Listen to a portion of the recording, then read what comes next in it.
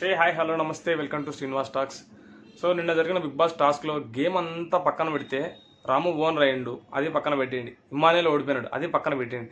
కానీ నాకు రుతి విషయంలో నాకు కోపం వచ్చింది ఏంటంటే, ఆ అమ్మాయి రాము అయితే తన బాస్కెట్లో ఉండే ప్రతి బొమ్మ తీసుకుంటానని కూడా ఒక్క మాట అనలేదు, సైలెంట్గా ఉంటాడు.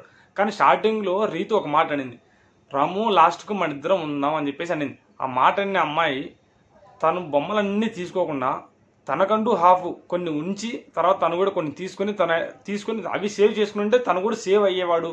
ఇమ్మాన్యుయేల్ ఒక పక్క చెప్పాడు, నువ్వు మొత్తం తీసుకుంటే తను కూడా ఎలిమినేట్ అవుతాడు కదా గేమ్ నుంచి అని చెప్పేసి. మరి స్టార్టింగ్లో తన అన్న మాటకు వాల్యూ ఏముంది, తను ఆ మాట నిలబెట్టుకోలేదు కదా, అసలు సెల్ఫీస్గా ఆడింది ఆ టైంలో అని చెప్పేసి నాకు కూడా అనిపించింది. ఎందుకంటే ఒక పక్క వీళ్ళందరూ ఎవరైతే సపోర్టర్స్ ఉన్నారో ఆ సపోర్టర్స్ అంతా ఇమ్మాన్యుయేల్కి సపోర్ట్ చేస్తున్నా కూడా తనుజ ఏంటంటే తనుజ తనకు దగ్గర ఉండే బొమ్మల్ని కాపాడడానికి ట్రై చేస్తుంది తప్ప వేరే విధంగా ఇంకో విధంగా అయితే తను ట్రై చేయలేదు చెప్పాలంటే. ఇక్కడ నాకు రీతు విషయంలో రాముకి కూడా తను సపోర్ట్ చేసింది, నాకు అది బాధ అనిపించట్లేదు. కానీ తన దగ్గర ఉండే బొమ్మలన్నీ తీసుకోకుండా కొన్ని ఉంచుకొని కొన్ని తన దగ్గర పెట్టుకోమని చెప్పేసి అవి కాపాడుకోమని చెప్పి తనకు కూడా చెప్తే అది హైలైట్ అయ్యేదేమో. ఎందుకంటే పూర్తి అక్కడే నాకు కూడా అసలు తన మీద బ్యాడ్ ఒపీనియన్ అయితే అక్కడ అనిపించింది యాజ్ ఏ ఆడియన్గా చెప్పాలంటే. సో అక్కడ తన గేమ్ అయితే నాకు అస్సలు నచ్చలేదు. తర్వాత వీళ్ళందరూ ఒక పాయింట్ మీద ఉన్నారు, రైతు మొత్తం ఒక పాయింట్ మీద ఉంది. ఆ తర్వాత తనుజ మీద అటాక్ చేయడం కూడా అస్సలు అది నాకు కూడా అంతగా అనిపించట్లేదు. ఇంకోటి మనం మాట్లాడుకోవాల్సింది ఏంటంటే ఇంకొకటి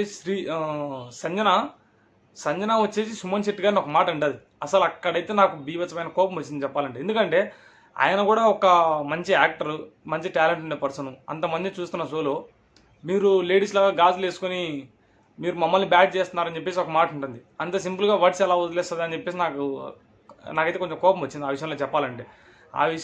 తను మళ్ళీ సారీ చెప్పింది నిన్న జరిగిన షోలో అయితే, కానీ సారీ చెప్పేదానికంటే ముందు అంత మాట వదలడం కరెక్ట్ కాదు కదా. ఎందుకంటే ఆయన ఎంత గొమ్మ ఉన్నా మరీ అలా మాట్లాడడం కరెక్ట్ కాదని చెప్పేసి నాకైతే అలా అనిపించింది.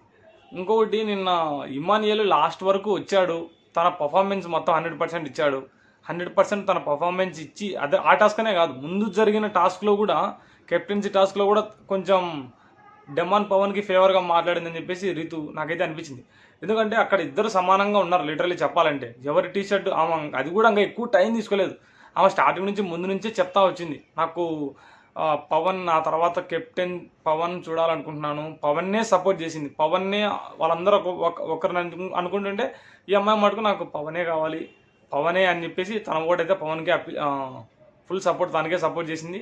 టాస్క్ వచ్చినప్పుడు కూడా తను సంచాలకుగా పెట్టినప్పుడు కూడా పవన్నే కెప్టెన్సీ టాస్క్లో కెప్టెన్ చేసేసింది.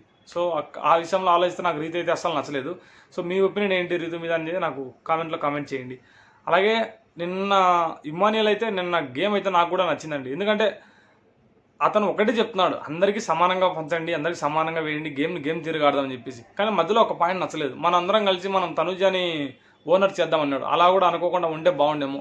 ఎందుకు వీళ్ళు ఇంకో విధంగా ఆలోచించవచ్చు. ఎలా అంటే నేను పోతే టెనెన్స్లో పవర్ ఉండదు కదా, అంటే అంత స్ట్రెంత్ ఉండదు కదా, టీం తగ్గిపోతుంది కదా అని చెప్పి ఇలా కూడా ఆలోచించవచ్చు. కానీ అది కరెక్ట్ కాదు. ఎందుకంటే నువ్వు అక్కడికి వెళ్తే నీకు ఇంకా పవర్స్ వస్తాయి, నువ్వు ఏమైనా చేసేకేమైనా ఉంటుంది. కానీ అప్పటికి నువ్వు ఓనర్స్కే సపోర్ట్ చేయాలి తప్పదు.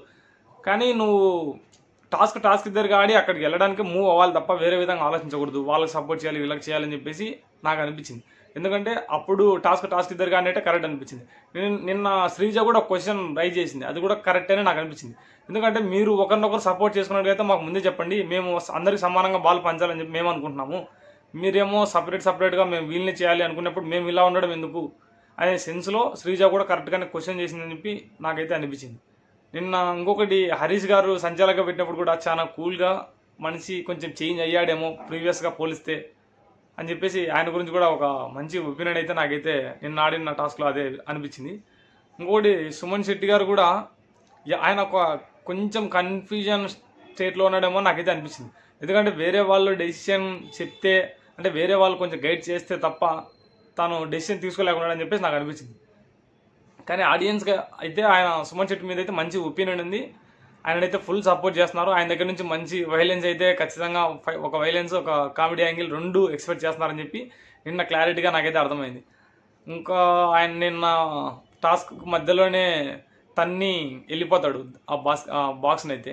ఇంకొకటి నిన్న నాకైతే ప్రియ మీద బీభత్సమైన కోపం వచ్చింది. ఎందుకంటే రూల్స్ వాళ్ళకి ఎలా నచ్చితే అలా అలా మార్చేసుకుంటున్నారు. యాక్చువల్లీ స్టార్టింగ్ ఏవైతే రూల్స్ ఉంటాయో ఎండింగ్ వరకు అదే రూల్స్ ఉండాలి. ఒక్కొక్క సంచాలకు వచ్చేప్పుడల్లా ఒక్కొక్క రూల్ చేంజ్ చేసుకుంటూ పోతా అలా ఉంటే అది కరెక్ట్ కాదేమో. ఆడేవాళ్ళకి ఎలా కరెక్ట్ అని చూసే వాళ్ళకి కూడా కరెక్ట్ కాదని చెప్పేసి నాకైతే అనిపించింది. ప్రియా నిన్నైతే తన సంచాలకుగా ఫెయిల్ అయిందని చెప్పేసి నా ఒపీనియన్ చెప్పాలంటే. ఇంకొకటి ఇక్కడ జియో హాట్‌స్టార్ వాడు ఏం చేస్తున్నాడో ఏంటో నాకైతే బీభత్సంగా కోపం వస్తుంది చెప్పాలంటే. ఎందుకంటే ఒక పక్క టాస్క్ జరుగుతుంటే వాడు టాస్క్ను కాకుండా ఇంకో కెమెరాను పక్కన వాళ్ళను ఏదేదో చూపిస్తున్నాడు. బ్రెయిన్ ఉందా లేదా అని చెప్పేసి నాకు లిటరల్‌గా అనిపించింది.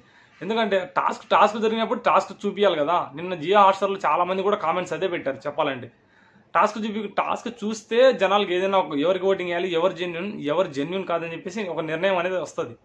అలా కాకుండా ఏదేదో చూపిస్తే అంటే పక్కన కెమెరాలని మనుషుల్ని వాళ్ళని చూపిస్తే ఎవరికి ఒక ఐడియా రాదు కదా టాస్క్ గురించి. సో అది కూడా నిన్న అయితే నాకు అది కూడా నచ్చలేదు. నిన్న కెమెరాని ఎవరు హ్యాండిల్ చేస్తున్నారో అక్కడ అంటే ఆటోమేటిక్గా ఉంటాయి అనుకోండి, కానీ అది కూడా చూస్తూ ఉంటారు కదా. సో అది కూడా నాకు నచ్చలేదు చెప్పాలంటే. నిన్న జరిగిన దాంట్లో ఇంకా రాము చెప్పాలంటే రాము ఎందుకు స్టక్ అవుతున్నాడో ఎందుకు ఆలోచిస్తున్నాడో నాకైతే అర్థం కాలేదు. ఎందుకంటే తనకంటూ ఒక ఓన్ డెసిషన్ ఉండాలి, ఓన్ డెసిషన్ తీసుకునే స్టాండర్డ్స్ ఉండాలి, తీసుకొని ఒకే దాని మీద స్టిక్ అయి ఉండాలి పాయింట్స్. మధ్యలో ఇమ్మాన్యుయల్ చెప్తానో లేకుంటే వేరే వాళ్ళు చెప్తానో గేమ్ను ముందుకు తీసుకెళ్లాలని చెప్పేసి వీళ్ళు చెప్తేనే కాదు, ఆయనంటూ ఒక డెసిషన్ తీసుకునే క్యాపబిలిటీ ఉండాలని చెప్పేసి నాకైతే అనిపించింది. ఎందుకంటే అలా లేకుంటే సర్వే అవ్వలేరు ఎక్కువ కాలం. కొన్ని వీక్స్ అయితే ఉంటారేమో కానీ తర్వాత అయితే బయటకు వచ్చేస్తాడు. ఇప్పుడు స్టార్టింగ్లో నిన్న జరిగినప్పుడు కూడా రీతు తన మొత్తం అన్ని డాల్స్ అన్ని తీసేసుకున్నప్పుడు అతను గమ్మగా అలానే అంటున్నాడు. ఇమ్మాన్యుయల్ అయితే క్వశ్చన్ అడిగాడు, నాకేం అర్థం కాలేదన్నా, నాకేం అర్థం కావట్లేదు అని చెప్పి అలా చెప్తున్నాడు. అలా కాకుండా తనుజ ఒక్కటి నిన్న తన గేమ్ కరెక్ట్గా ఆడిందని చెప్పేసి నాకైతే అనిపించింది. ఎందుకంటే వేరే వాళ్ళు సపోర్ట్ చేసినా చేయకపోయినా స్టార్టింగ్లో కొందరు వదిలినా కూడా ఆమె తీసుకోలేదు. అది కూడా కరెక్ట్ కాదేమో. ఎందుకంటే అందరూ గేమ్ తిరిగి ఆడి ఒక్కరైతే పోవాలి కాబట్టి అందరూ ఎఫర్ట్స్ పెడితే బాగుండేమో అని చెప్పేసి నాకు అక్కడ కూడా అనిపించింది. సో మీ ఒపీనియన్ ఏంటి నిన్న తనుజ ఆడిన దాని గురించి? అది కూడా నాకు కామెంట్లో కామెంట్ చేయండి.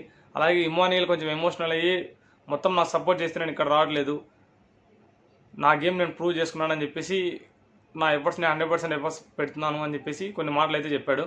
సో ఇమ్మాన్యుయల్ మీద మీ ఒపీనియన్ ఏంటని చెప్పేసి నాకు కామెంట్లో కామెంట్ చేయండి.